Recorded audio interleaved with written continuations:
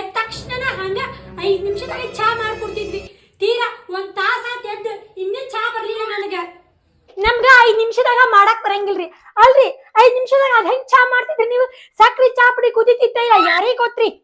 ನಮ್ ಕಾಲದಾಗ 5 ನಿಮಿಷದಾಗ ಅರ್ಬಿ ಹೋಗುದು ಒಣಗಿಸ್ತಿದ್ವಿ ನಾವು. ತೀರಾ ಇಷ್ಟೊತ್ತಾದ್ರೂ ಅರ್ಬಿ ಹೋಗುದು ನೋಡು.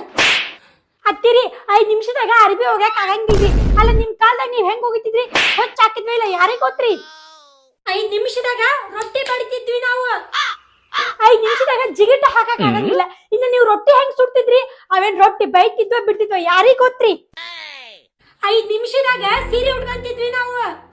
ಹತ್ತಿರಿ 5 ನಿಮಿಷದಾಗ ಸೀರೆ ಉಟ್ಕೊಳಕ್ ಆಗಂಗಿಲ್ರಿ.